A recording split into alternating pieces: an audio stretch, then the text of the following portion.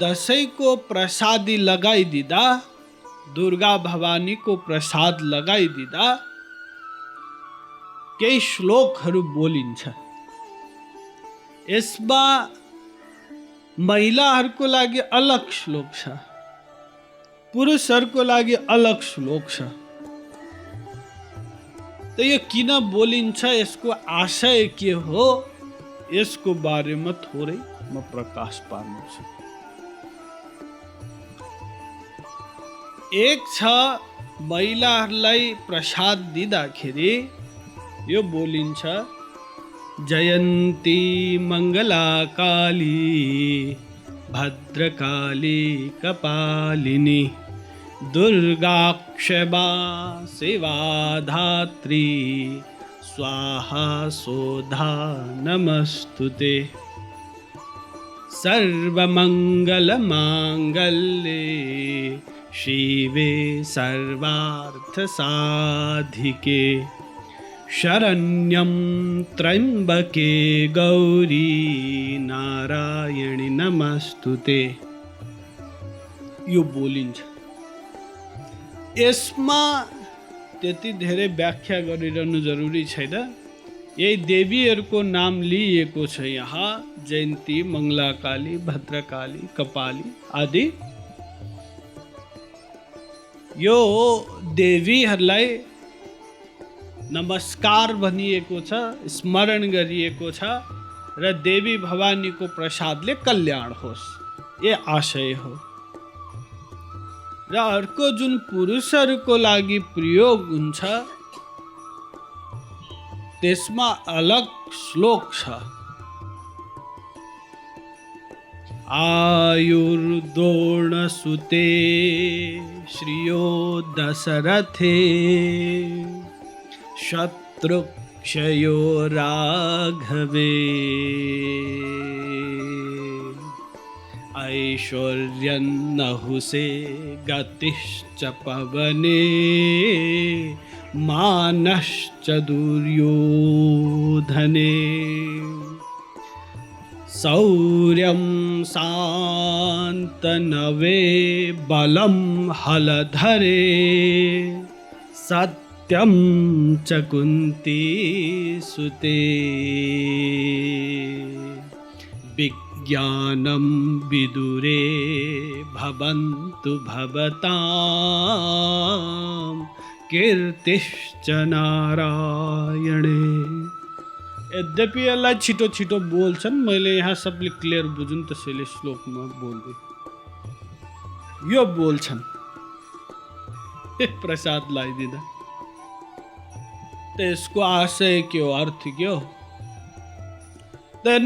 पहिलोमा त देवी माताहरूको नाम लिए गोलोक वैकुण्ठवासी सब देवीहरू हुन्छन्,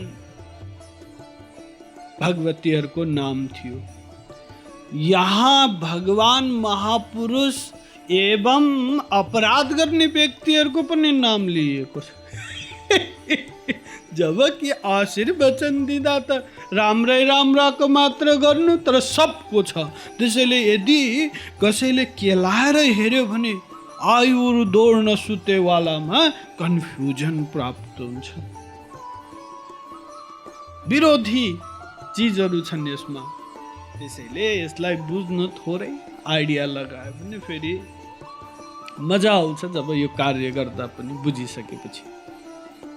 त्यहाँदेखि यहाँ पहिलो बताइयो आयुर्द्रोण सुते, अर्थात आयु जुन छ द्रोणाचार्यका पुत्र भए अश्वत्थामा, त्यसको बराबर होस् यो बताइदिए। अश्वत्थामा अष्ट चिरञ्जीवी मध्ये एक पर्छन्, हनुमानजी, अश्वत्थामा आदि, जुन यो चन्द्र सूर्य पृथ्वी रहेसम्म यी मर्दैनन्, रहन्छन्। यति लामो आयु हुन्छ।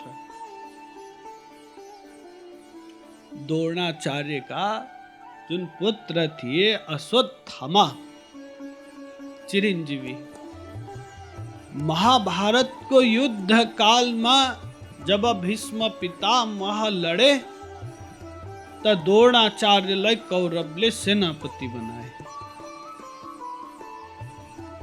र द्रोणाचार्यलाई वरदान थियो कि अश्वत्थामा नमरेसम्म द्रोणाचार्य मर्ने छैनन्।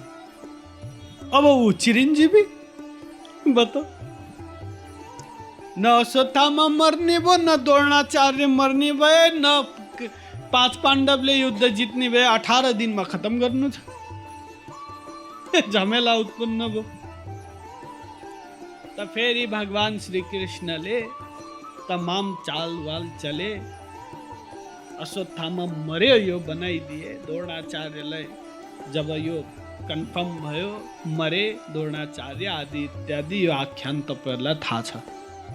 तर वस्तुत अश्वत्थामा मरेका थिएनन् र उसलाई यो थियो अश्वत्थामालाई कि मेरो बाउलाई झुक्क्याएर मारे, यिनीहरूले कपट उत्पन्न भयो। अरे भगवान श्री कृष्णले गरेका सबै ठिकै होलान्, शरणागत हुन सकेन। पछि सब मारिए। दुर्योधन पनि जाङ भाँचिएर बस्या थियो तलाउको किनारमा। त अश्वत्थामा घुम्दै घुम्दै आए। दुर्योधनसँग भेट भयो। मित्र थिए दुवै। दुर्योधनले अश्वत्थामालाई उकासे, ए जाऊ त 5 पाण्डवलाई खत्म गर। तिमी त चिरञ्जीवी छ, मर्दैनौ।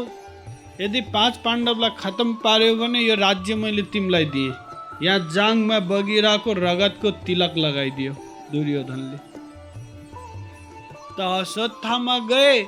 अब भगवान श्री कृष्णकै खेला हो, ऊ बिना त कसैले चल्न सक्दैन।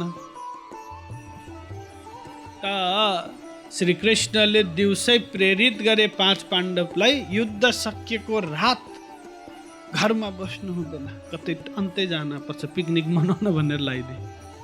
होला त नि भनेर हिँडे। यता अश्वत्थामा राति आयो। 5 जना लहरै सुतेको देखेर 5 जनाको टाउको काटेर पोको पारेर दुर्योधन कहाँ लिएर गए। ल्याए मैले 5 पाण्डवको टाउको। फेरि तारतम्य यस्तो थियो कि दुर्योधनलाई हर्ष र विस्मात एकैचोटि परे मात्र मर्ने, न त नमर्ने। फेरि एकैचोटि खुसी र दुखी एकैचोटि हुन पर्ने। त जब अश्वत्थामाले लगे, ल्याए मैले 5 पाण्डवको टाउको। त पोको पारेर ल्या देखेर खुसी भयो दुर्योधन। जब खोलेर हेरे त 5 वटा टाउको त थियो, तर 5 पाण्डवको होइन, द्रौपदीका 5 पुत्रका थिए, कलिला बालकहरूको। त त्यो देखेर विस्मात भयो दुर्योधनलाई, मर्यो। त्यही हर्ष पनि भयो, शत्रु मारिए। फेरि बच्चालाई काटेर ल्याएछ, यो देखेर विस्मात पनि भयो, मर्यो। अश्वत्थामालाई अब होस आयो। अब 5 पाण्डवले मलाई छोड्दैनन्, भाग्न थाल्यो। डरले चिरञ्जीवीपन पनि भुल्यो। त भोलिपल्ट फर्केर आए। द्रौपदीले विलाप गर्न थाली, मेरो 5 छोरो मारियो। त फेरि अर्जुन श्री कृष्ण गए अश्वत्थामालाई समात्न। अश्वत्थामाले ब्रह्मास्त्र छोडिदियो। अर्जुनको प्राण सङ्कटमा पर्यो। फेरि भगवानले अर्जुनलाई ब्रह्मास्त्र छोड्न लगाए। दुईटैलाई फर्काउने विद्या सिकाए, नत्र प्रलय आउँथ्यो। तमाम तामझाम गरे, अश्वत्थामालाई समातेर ल्याए।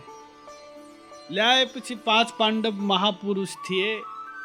उनीहरूले आफ्नो स्वभाव अनुसार, गुरुपुत्र हो द्रोणाचार्यको छोरा, त यहाँ टाउकोमा राखेको मणि निकालेर उसलाई छोडिदिए। यानी कि यहाँ आयुर द्रोण सुते। अश्वत्थामाको जस्तो आयु होस् यो बताइयो, अश्वत्थामाको जस्तो कर्म होस् यो बताइएन।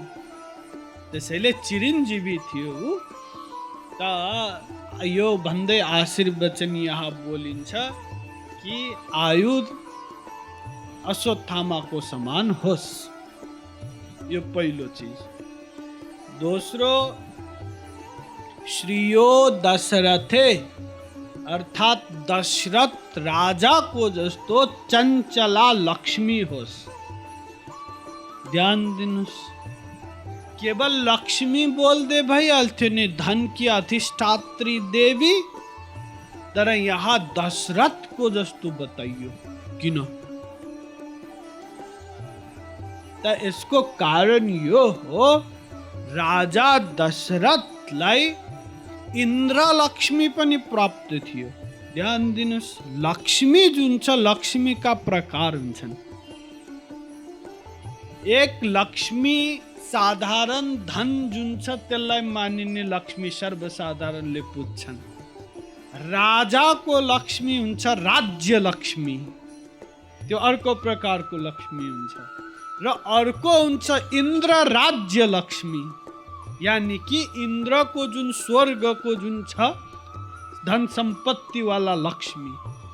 त थिए दशरथ मृत्यु लोकका राजा, तर इन्द्र राज्य लक्ष्मी पनि प्राप्त थियो उनलाई।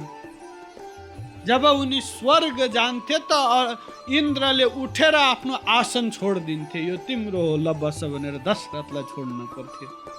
त्यसैले त्यो राज्य लक्ष्मी मात्र होइन, इन्द्र राज्य लक्ष्मी पनि प्राप्ति होस्, यो दोस्रो बनायो। तेस्रोमा शत्रुक्षयो राघवे, अर्थात शत्रु को नाश, राम को शत्रु को नाश भए समान होस् तिम्रो शत्रु को, यो बोलिन्छ। राम का शत्रु को थिए? अरे चान्चुने व्यक्ति थिए न, रावण। एक पटक पूरा कैलाशे बोकिदिए उनले, यति बलवान। स्वर्ग बनाउन सक्ने क्षमता थियो उसमा, स्वर्गमा जाने भर्याङ आदि बनाउने। यमराज आदि उसको दरबारमा नौकरी गर्थे, नौकर थिए, यति बलवान। र त्यति बलवान रामले त्यति बलवान रावण, कुम्भकर्ण आदिलाई पनि नाश गर्न सके, सफल भए। अरू कसैले सक्दैन थियो। यमराज आदि त जसको नौकरी गर्थ्यो, त त्यही प्रकारले शत्रुको नाश होस्, क्षय होस्, यो बोलियो तेस्रोमा। अर्को ऐश्वर्य नहुसे, हाम्रो इतिहासमा ऐश्वर्ययुक्त एक नहुस राजा भए। ऐश्वर्य यति थियो कि उनको प्रताप फैलिएको थियो सर्वत्र। एक पटक वृत्तासुर नामको व्यक्तिलाई इन्द्रले हत्या गरे, मारे। त इन्द्रलाई ब्रह्म हत्याको पाप लाग्यो। जब हत्याको पाप लाग्यो त श्री सब नष्ट भयो, तेज नष्ट भयो। बस्न सकेनन् स्वर्गमा, कुना कन्दरातिर लुकेर बस्थे। र जति बेला आसनमा थिए स्वर्ग सम्राट, त्यति बेला यो इन्द्र बन्नलाई मृत्यु लोकमा जसले 100 अश्वमेध यज्ञ आदि पुण्य गर्थे, त्यसलाई खोजी खोजी विध्वंस मचाउँथे। त त्यति बेला कोही भएन इन्द्रहरूको, यी इन्द्र लुकेर बसेका छन्। त देवताहरू सबले खोजे कि कसलाई बनाउने। तत्काल स्वर्गको राजा त सबले निर्णय गरे कि ऐश्वर्यवान व्यक्तिलाई बनाउनु पर्छ, किनकि स्वर्गमा त ऐश्वर्य छ, अनुभवी व्यक्ति चाहिन्छ। त राजा नहुसलाई समाते। मृत्यु लोकको राजा नहुसलाई लिएर गएर स्वर्गको राजा बनाइदिए डाइरेक्ट। कुनै अश्वमेध यज्ञ आदि कुनै बिना शर्त डाइरेक्ट लगेर बनाइदिए। ऐश्वर्य यो थियो, तर उनको कार्य घोर पतनकारी। उनले जब स्वर्ग भोगी रहे थे, त एक दिन इंद्र की श्रीमती सची देवीलाई देखे। त भोग गर्न मन लाग्यो, खबर पठाए। त उसले मेरो पति छ, म कहाँ यस्तो गर्न सक्छु, जबरजस्त गर्न थाल्यो। देवताहरू पनि हाहाकार भए, ऋषि मुनिहरूले सम्झाउँदा नि केही लागेन। अहंकार आयो, पोस्ट पाएपछि अहंकार आउँछ। त फेरि नारदजीले उपाय सिकाइदिए सची देवीलाई। त जब नहुसले जबरजस्त गर्न लाए त सचीले बताए जबरजस्त गर्नु पर्दैन, सल्लाहले हुन सक्छ। तर सप्त ऋषिहरू जुन छन् ती ऋषिहरूको काँधमा बोकाएर पाल्की पठाउनु, त फेरि म त्यसमाथि चढेर आउँछु त म तिमीलाई समर्पण गरौँला, यो बताइदिए। नहुस यो पनि बुद्धि खराब भयो कि भाइ कहाँ ऋषि मुनि महात्मालाई टोली चढाउनु यो ठिक होइन, यो पनि आएन, बुद्धि भ्रष्ट भयो। ऋषिहरूलाई आज्ञा दिए, ऋषिहरूले चलो राजाले भने मान्न पर्यो, गरे। त नहुस स्वयं गए पालकी चढेर सच्ची देवी का। त जाँदै थिए, उनलाई काम वासना युक्त थिए, भन्दै थिए सर्प सर्प, यानी कि छिटो छिटो हिँड भन्दै लात्तले हाने ऋषि महात्मालाई। त ऋषिहरूले श्राप दिए, सर्प सर्प छिटो सर भन्ने हुनाले सर्प भइजाओस्। त यहाँ आएर त्यत्रो राजा नहुस प्रतापी यो संसारमा आएर अजिङ्गर भएर बस्नु पर्यो, सर्प बन्नु पर्यो। फेरि युधिष्ठिरको समयमा युधिष्ठिरले तमाम प्रश्न गरे, जवाब दियो, मुक्त भए फेरि। यानी कि नहुसको जुन प्रताप थियो यहाँ ऐश्वर्यको, त्यसले गर्दा सिधा डाइरेक्ट स्वर्गको राजा हुन पाए। त्यसैले उनको कर्ममा यहाँ ध्यान दिएन, उनको जुन ऐश्वर्यको प्रभाव थियो त्यस्तो प्राप्ति होस् यो बोलियो। अर्को गतिश्च पवने, गति जुन छ चल्ने गति, पवन माने वायुको समान होस्। वायुको कति गति हुन्छ, अरे वायुको के कुरा, वायु पुत्र हनुमानकै कति गति थियो। एक पटक श्री कृष्णले यो सुदर्शन चक्र, गरुड इत्यादि, सत्यभामा, यी सबलाई अहंकार भयो। कसैलाई रूपको अहंकार, कसैलाई वेगको अहंकार, कसैलाई तेजको अहंकार। त यो तीनटैको एकैचोटि काम तमाम गर्नु पर्यो, यो सोचेर श्री कृष्णले गरुडजीलाई आज्ञा दिए, गरुड जाओ हनुमानजीलाई बोलाएर ल्याऊ। गरुडजीले भने प्रभु यूं गए यूं आए गए। हनुमान जी बुढो, उनी त त्रेताका थिए, यो कुरो द्वापर युगको भयो। जसले दारी सारी फुलेको, दारी पनि नखौरेको, अल्छी भएर बसिरहेको एउटा कुनामा गएर भने गरुडजीले, वहाँ श्रीकृष्णले बोला छन्, हिँड छिटो। हनुमानजीले कसले रे? श्रीकृष्णले द्वारकाबाट। बोलन को श्रीकृष्ण म चिन्दिन, जान्न। श्रीकृष्णलाई चिन्दैन, जान्न भन्छ। जान्न, म रामले बोला भए जान्छु, रामको भक्त हुँ, कृष्ण जान्दिन। त गए, बताए प्रभु कस्तो खालको सोमत नभएको बाँदर रहेछ। श्रीकृष्ण चिन्दैन भन्छ। प्रभु के गर्नु, त्यसलाई कराप कुरूप पारेर लिएर ढाडमा हालेर। श्रीकृष्णले भने छोड्दे बिचरा बुढो भइसक्यो। ठिकै हो उसले भनेको, रामले बोला छ भने अब रामले बोला छ यो बताऊ। गए गरुडजी, बताए हनुमान जी रामले बोला छन्, त अघि न किन भनिनस् त भने हप्काए। भने कि त जान्दै गर गरुडलाई, म आउँछु। गरुडले भने अरे यो बुढो यत्रो ज्यान कहिले पुग्छौ तिमी द्वारका, आऊ म बोकेर लैजान्छु। ले हैन जाऊ, हैन म बोकेर लान्छु। कहिले पुग्नु वहाँ, मेरो स्वामीले तिमीलाई तुरन्त भेट्न खोजे। काच गरे गरुडले त पुच्छरले निमठेर समुद्रमा फ्याँकिदिए। हनुमानजीले गरुडजीलाई र हनुमानजी गए द्वारका। त सुदर्शन चक्र जुन थियो त्यसले द्वारकाको सुरक्षा गर्थ्यो, फनफनी घुमिरहन्थ्यो। त हनुमानजी गए त सुदर्शन चक्रले भने, ए बाँदर पक्का छिर्न थाल्यो। यहाँभित्र छिर्ने कत्रो हिम्मत तेरो? भिसा सिसा छ? पासपोर्ट भिसा कहाँ छ? पर्मिसन? हनुमानजीले यसो हेरे, च्याप्प समातो क्वाप्प मुख हाल्दे सुदर्शन चक्रलाई।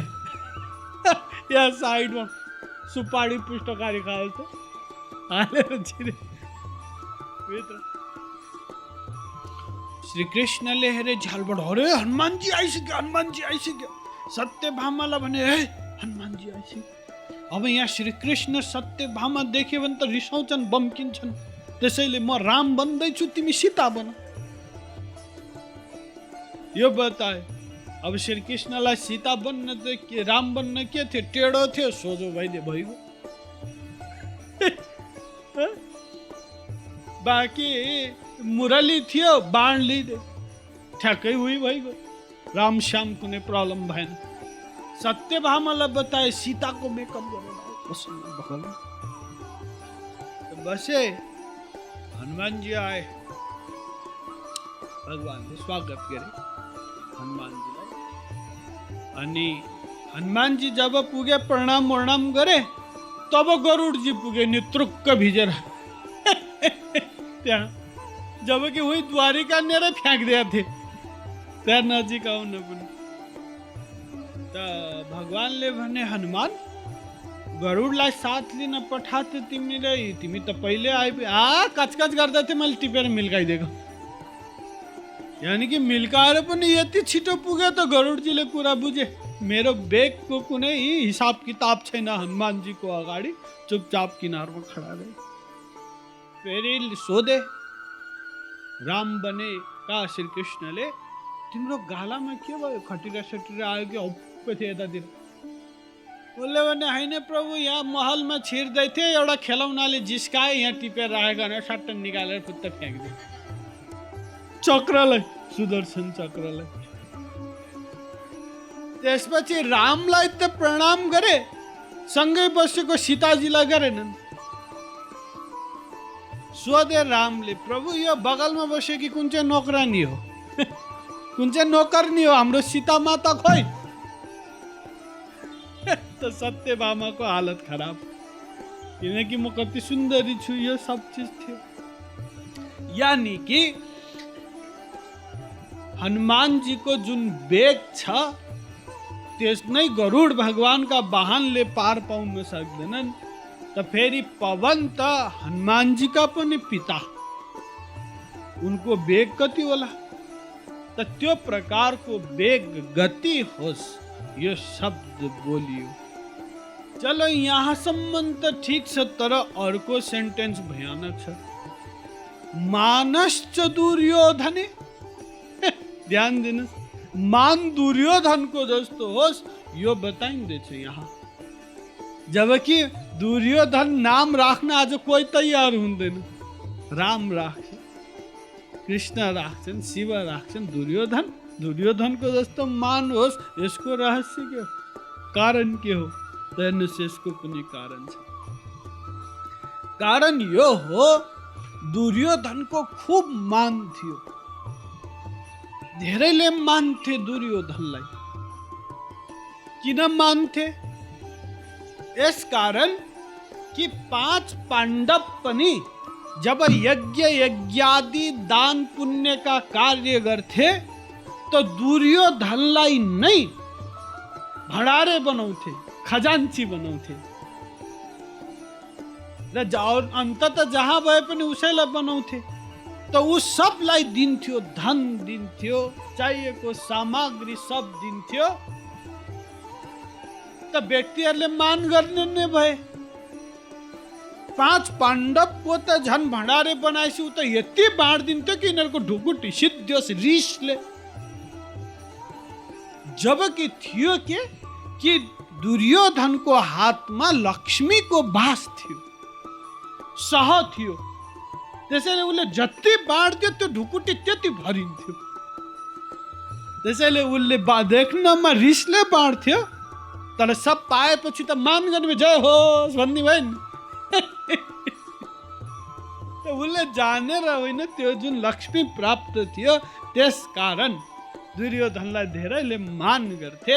त यहाँ बताइयो मान दुर्योधनको जस्तो प्राप्त होस्, कर्म होइन, कार्य होइन दुर्योधनको। कसैले छोराछोरीको नाम राख्दैनन् दुर्योधन, पुतना आदि। त्यही हो मान। मानश्च दुर्योधने। अर्को शौर्यम शान्तनवे। शौर्य भनेको शूरवीर, वीरता। वीरता संतनु पुत्र को समान होस्, यो बताइए यहाँ। संतनु पुत्र को थिए देवव्रत। देवव्रत यस्तो कार्य गरे कि भीष्म पितामह कहलिए। भीष्म नाम रहे, सुरवीर थिए, उनको जस्तो होस्। भीष्म पितामहले भगवानलाई पनि झुकाइदिए, यति वीरता थियो उनमा। प्लस भक्ति भाव पनि थियो। यो देवलोकमा अष्ट वसुहरू हुन्छन्, त्यस मध्येका एक वसु थिए द्यु नाम गरेका। ती 8 वसुहरूले एक पटक एक काम गरे। के गरे? वशिष्ठ जी को गाई चोरेर लिएर गए। देवलोक का भएर पनि नपुग्दो केही छैन, उटुङ्गिया ठिटाहरू थिए, समातेर लिएर गए। त वशिष्ठ जीले थाहा पाए, त्यहाँ मस्तीमा बसिरहेकाहरूलाई मनुष्य योनिमा जान परोस्, यो श्राप दिए। त उनीहरूले गंगा मातालाई प्रार्थना गरे, हाम्रो संसारमा जन्मिन पर्ने भो, त्यसैले हाम्रो आमा बनिदेऊ भनेर गंगा मातालाई प्रार्थना गरे। गंगा माताले स्वीकार गरिन् र यहाँ मृत्यु लोकमा शन्तनु राजालाई मोहित बनाएर उनीद्वारा 8 वटा पुत्र जन्मियो। र गंगाले शर्त लगाइदिन् शन्तनु राजालाई कि मैले जे गरे पनि बोल्न पाइने छैन, शरणागत हुन पर्छ। राजाले स्वीकार गरे, मोहित थिए गंगामाथि।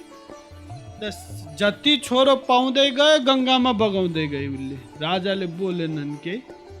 8औं पुत्रको पालामा धैर्य टुट्यो, मानेनन् यो छोरो त म जान लान दिन्न। त गंगाले आफ्नो वास्तविकता बताइदिन्, ठिक छ यो छोरो तिमीलाई नै भो, तर यसको वंश चल्न सक्दैन यो संसारमा।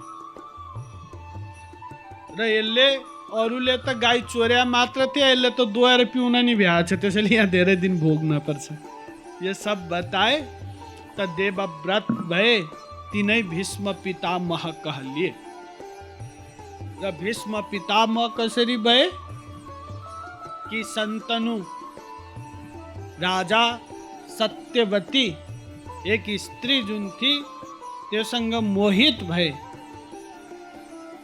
र आए, दरबारमा रहे। उनलाई खान पिउन मन लागेन, सधैँ त्यसैको चिन्तन भइरह्यो। देवव्रतले छोदे के भयो पिताजी?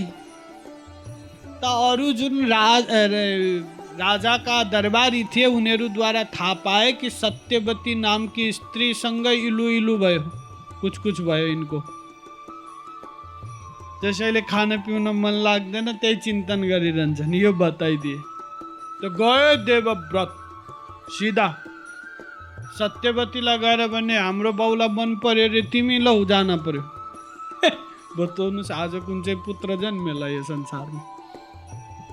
त उसले भने कि मेरो पिताजीले दिए भने मन्जुर छ, म आफै डिसिजन लिन सक्दिनँ। सत्यवतीले त देवव्रत गए सत्यवतीको पिता का कि मेरो पितालाई तिम्रो छोरी दिन पर्यो।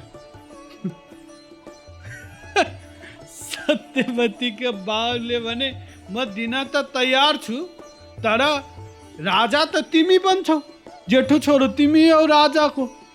मेरो छोरीको छोरोले राज्य पाउँछ भने दिन्छु, नत्र दिन्न। बोले भने दिए म राज्य गर्दिन, म तयार छु। यो त्याग गरे तैपनि चित्त बुझेन उसको। तिमीले त राज्य नगर्लौ, तिम्रो छोराछोरीले पछि दाबी गरे भने फेरि। त भीष्म पितामहले वास्तवमा देवव्रत नाम थियो, प्रतिज्ञा गरे कि म जीवन भर विवाह गर्ने छैन, मेरो बाउको खुसीको लागि देऊ। त यो भीष्म प्रतिज्ञा गरेको हुनाले आज संसारमा प्रख्यात छ उनको प्रतिज्ञा। त ल्याएर विवाह गराए। जति पनि 3बाट सन्तान भए त्यही 5 पाण्डव कौरव सब त्यसैको अन्तर्गत हुन्। उनी भीष्म पितामह भए र उनको प्रतिज्ञाको अगाडि भगवान पनि डराउँथे। भगवान एक पटक दुर्योधनले भीष्म पितामह जब सेनापति थिए कौरवको, तब बेलुका आएर सुनाउन थाल्यो खरी खोटी। यतिका दिन भइसक्यो युद्ध भएको, जानी जानी तपाईँ 5 पाण्डवलाई मार्नुहुन्न, तिनीहरू प्रिय छन्, नुन चाहिँ मेरो खानी। सुनायो कचकच। त भीष्म पितामह पनि जोसमा आए, ल भइगयो, भोलि म अर्जुनलाई मारिदिन्छु। भीष्मले बोलेपछि त कसैले टार्न सक्दैन, भोलि मारिदिन्छु म। यदि स्वयं भगवान श्री कृष्णले हतियार उठाएर आए भने अलग कुरा, नत्र म मारिदिन्छु। र श्री कृष्णले त युद्ध पूर्व नै बोलेका छन् कि म हतियार उठाउँदिन। त्यसैले भोलि अर्जुन मार्छु म, यो बताइदिनु। त यो बताएपछि दुर्योधन खुसी भयो। कौरवको जुन शिविर थियो सब प्रसन्न भए, तर 5 पाण्डवकोमा मातम छायो। र विशेष गरी श्री कृष्ण दुखी भए। भोलि अर्जुन मारिनेछ, सखा पनि हो, ज्वाइँ पनि हो, शरणागत पनि छ। परेशान भए। रातको 12 बजेसम्म निद्रा लाग्यो। त याद आयो श्री कृष्णलाई, अरे मर्न पर्ने त अर्जुनलाई हो। मलाई यति चिन्ता छ भने अर्जुन कति चिन्तित होला। राति गएर सम्झाइहाल्नु अहिले, किनकि रातभरि नसुत्ला ओर्ला फेरि पेटमा एसिडिटी बढ्छ, भोलि कसरी लड्नु। अहिले थम पारेर सुताइहालौँ, बाँकी भोलिको कुरा भोलि गरौँला। यो सोचेर श्री कृष्ण रातको 12 बजे आफ्नो शिविरबाट निस्केर अर्जुनको नाम शिविर खोज्दै गए। अर्जुन निवास भनेर लेखेको शिविरमा त्यो दङ परे ढोकामा पुगेछ। किनकि भित्रबाट त घुरी सुतेको आवाज आइरहेछ। श्री कृष्ण सोध्दै थिए कति चिन्तित होला अर्जुन, भोलि मार्छ भीष्म पितामहले भनेर। अरू नै कोही सुते छ क्या? भित्र गएर हेरे त अर्जुन घुरी निदाइरहेको। बोलाए अर्जुन, उठ, म परेशान छु यो सुत्नु। हल्ला उठाए। अर्जुनले पनि के भयो? आतंकी हमला भयो कि बम पड्क्यो, के भयो? भुइँचालो गयो, के भयो? श्री कृष्णले पनि बेवकुफ, भोलि भीष्म पितामहले तँलाई मार्दैछन्, थाहा छ कि छैन? कसरी सुत्छन्, उपाय सोच्न पर्दैन, कसरी जोगिने बाँच्ने। अर्जुनले भने कि यो सब चिन्ता गर्ने तिम्रो काम हो, मेरो होइन, मलाई सुत्न देऊ, तिमी चिन्ता गर। फेरि सिरा गरेर सुते।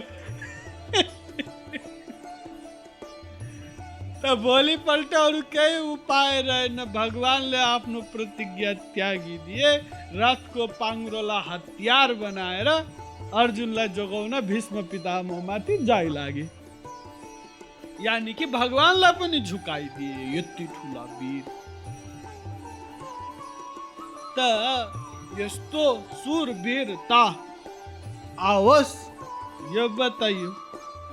अर्को बलम हल धरे, यानी कि श्री कृष्ण का दाजू बलराममा यति बल कि उनको जस्तो बल होस्, यो बताइयो। कति बल थियो बलरामको। एक पटक 5 पाण्डव र कौरवको झगडामा 5 पाण्डव, यद्यपि दुर्योधन चेलो थियो बलरामजीको, उनकै पक्ष लिन्थे। प्राय श्री कृष्ण चतुर, बलराम बलवान। श्री कृष्ण यस्तो घुमाइदिन्थे कि बलराम दिक्क मानेर लौ तै गरी खा भनेर तीर्थ हिँड्थे बेला बेला झोकेर। बलरामजी नीति लगाउँदैन थियो, बल थियो। त एक पटक 5 पाण्डव माथि अन्याय भएकै महसुस भयो र उनी राजनीति जान्दैनथे। बलरामजी सिधा बोल्दे दुर्योधन यसो गर।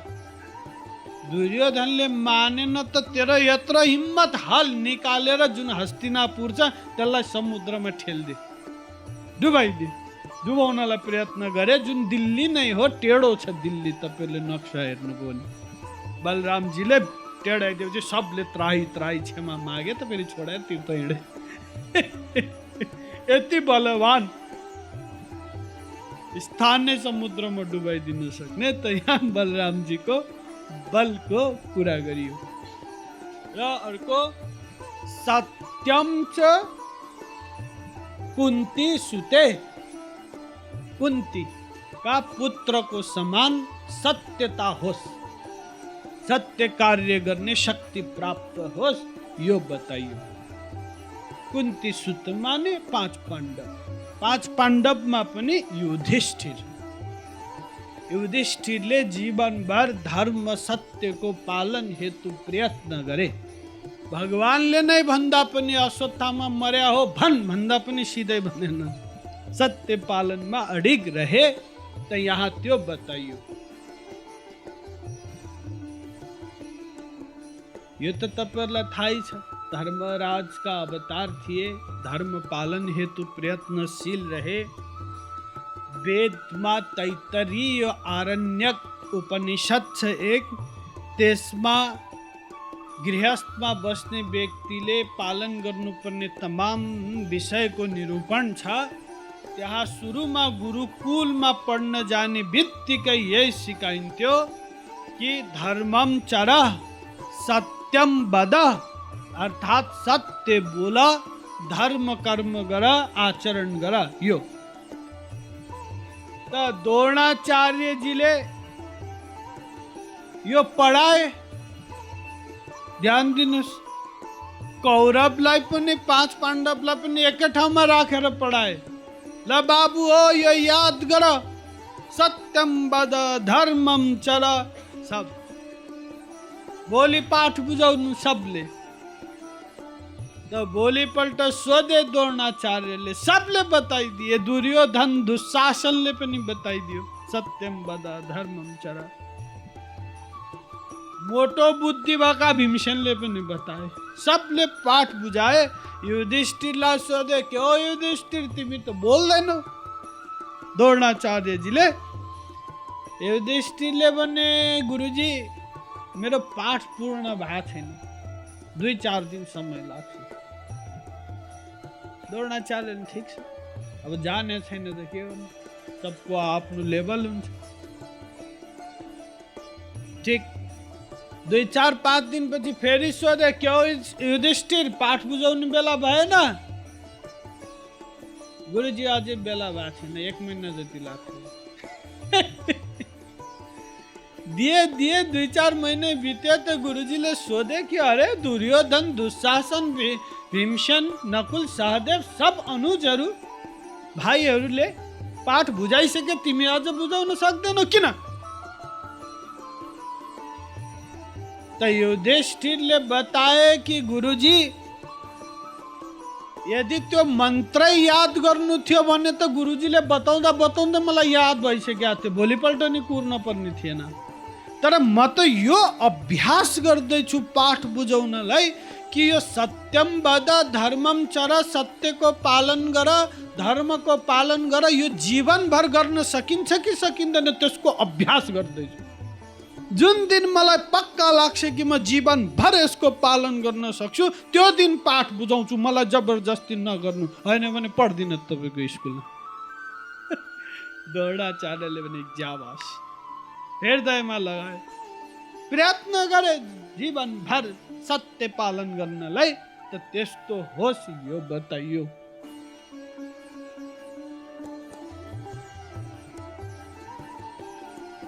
धर्मको पालन प्रति युधिष्ठिरको उदाहरण इतिहासमा एकमात्र छ, अरू कसैको दिँदैन, भगवानको पनि दिँदैन। किनकि भगवान त विरोधी धर्मका अधिष्ठाता छन्। यो र अर्को विज्ञानम विदुरे, ध्यान दिनुस्, ज्ञान जुन छ त्यो विदुरको जस्तो यो बताइयो। जबकि विदुर कुनै कुल खानदानका थिएनन्, दासी पुत्र थिए, धृतराष्ट्रको सल्लाहकार थिए, तर विदुरको नीति जुन छ, ज्ञान जुन छ, प्रख्यात छ।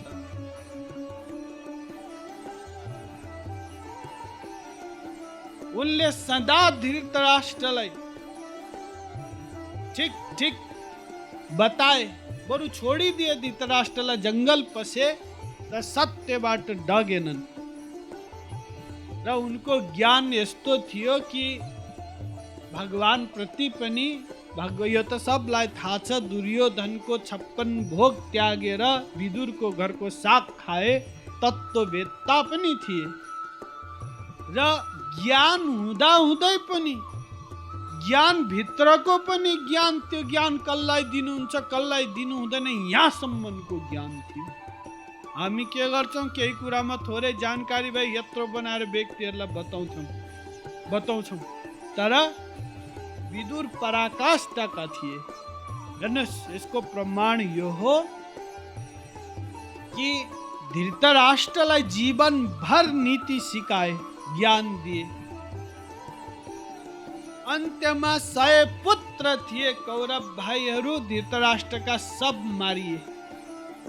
कोही रहेन, न राज्य रह्यो, न परिवार रह्यो, केही रहेन। त अन्त्यमा विदुरले दिएको सल्लाह नमानेर यो सब भयो, रियलाइज गरे।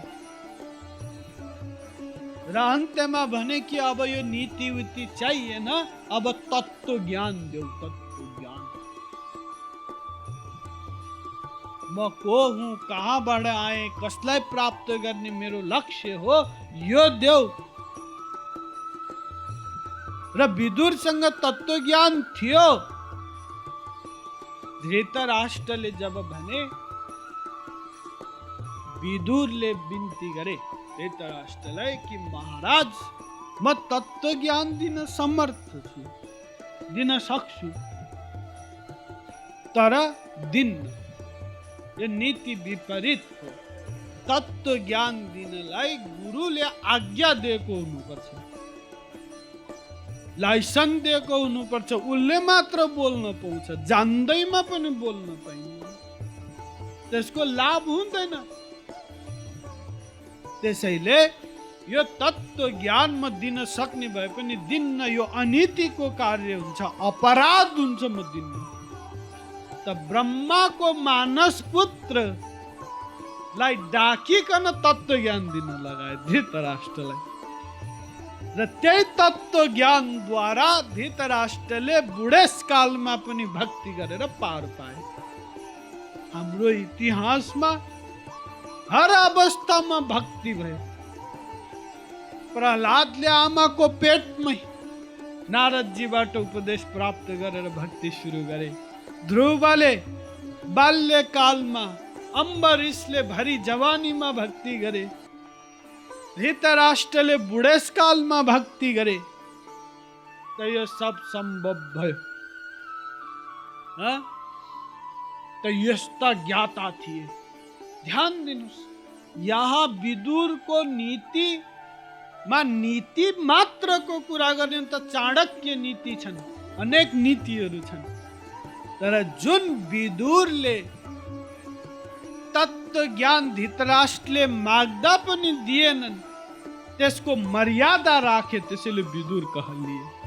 त उनको जस्तो ज्ञान होस् यो बताए। र अन्तमा यहाँ के छ, भवन्तु भवतां कीर्तिश्च नारायणे।